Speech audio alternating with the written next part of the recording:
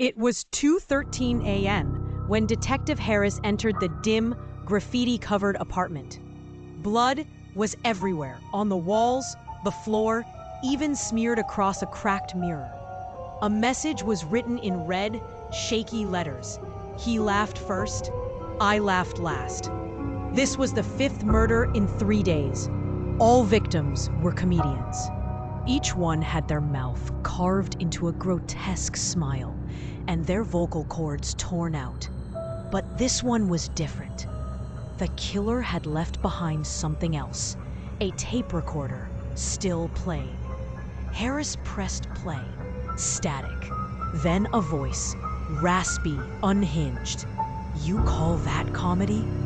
A high-pitched laugh followed, mixed with wet, crunching sounds. Suddenly, the voice dropped to a whisper. I'm in the room. The lights went out. Harris spun around, gun raised, flashlight flickering. In the corner, barely visible, stood a figure in a filthy clown suit, head tilted, face smeared with blackened paint.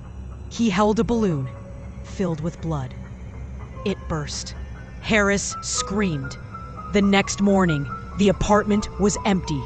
No clown, no detective. Just a new message scrawled in blood across the ceiling. The joke's on you. Emma's 16th birthday party was meant to be unforgettable. Her parents booked a performer named Smiley the Joker. A last-minute find online with no reviews, just one line in his bio. I make parties unforgettable. He arrived wearing a ragged jester suit, makeup cracked and flaking, and eyes that never blinked. His smile looked carved into his face, not painted. Everyone assumed it was a creepy gimmick until he started twisting balloons into mangled shapes. Babies with knives, limbs missing, mouths screaming. Then he brought out a puppet. It wasn't a puppet. It was a small, pale face nailed to wood, with stitched lips and empty eye sockets. This one forgot to laugh, he whispered. A dad stepped forward to stop the show, but Smiley slammed his head into the wall with sickening force. Blood sprayed across the cake. Screams erupted. Smiley locked the doors with chains he had brought with him. No one leaves until the fun's over, he growled. He moved from guest to guest, giggling, wearing other people's faces like masks, literally. A teenager tried to run, but tripped. Smiley pressed a clown nose over his mouth until he stopped breathing. No crying at parties. One mother tried to hide her daughter, but Smiley crawled across the ceiling and dropped on them like a spider, laughing hysterically, as he began painting the walls in blood, using a severed hand as a brush.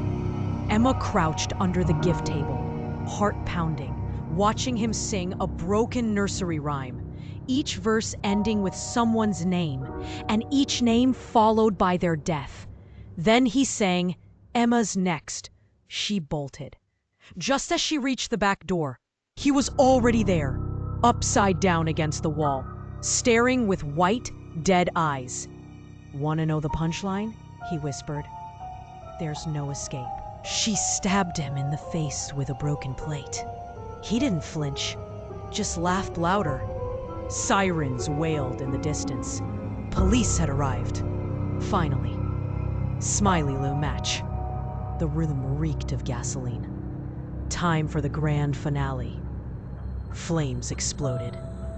As Emma was dragged out, half conscious, she saw him dancing in the fire, screaming with joy as he burned.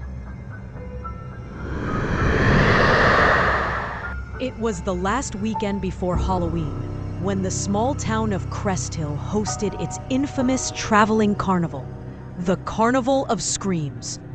Every October, it rolled into town with its creaky rides, dusty tents, and eerie atmosphere. But this year, something felt off. Posters around town advertised a new attraction, the Joker's Maze. Only the brave survive. The face on the flyer was unsettling. A grotesque Joker with smeared makeup, razor-sharp teeth, and bloodshot eyes that seemed to Despite the warnings from a few older locals who muttered about disappearances in other towns where the carnival had visited, the place was packed. Among the crowd were 5 high school friends, Mia, Ryan, Alicia, Danny, and Chris, eager for a scare. They laughed as they entered the maze, confident it was all just harmless fun. The inside of the maze was a twisted labyrinth of mirrors, flickering lights, and sudden clown animatronics popping out at every turn. But soon, things took a darker turn. One by one, the friends began disappearing. Mia turned a corner to find Chris lying motionless, a Joker mask stapled to his face. She screamed, only to be grabbed from behind by a pale, towering figure in a bloody jester costume. He didn't speak, just laughed in a chilling, wheezing cackle that echoed through the walls. Security guards were nowhere to be seen. In fact, the entire carnival outside had gone eerily silent. The Joker was real, and he was hunting. Ryan tried to fight him off with a metal pole, but slipped on the blood-slick floor and was dragged into the darkness. Alicia, hiding inside a mirror chamber, watched in horror as the Joker strolled past, dragging Danny's limp body by the hair. Every time she tried to find the exit, the maze seemed to shift. Finally, only Mia and Alicia remained. They reunited and ran desperately, finding what they thought was the exit, only to burst into a room filled with dozens of human mannequins dressed as clowns. Their faces weren't plastic. They were real, preserved, rotting, victims of previous years. The Joker appeared behind them, holding a jagged knife and wearing a fresh smile carved into his own face. He whispered, "Want to be part of my circus?" before lunging. The next morning, the carnival was gone. No tents, no rides, no bodies. Just a clown mask hanging from a lamppost in the town square. And 2 new posters for the Joker's maze in the next city over.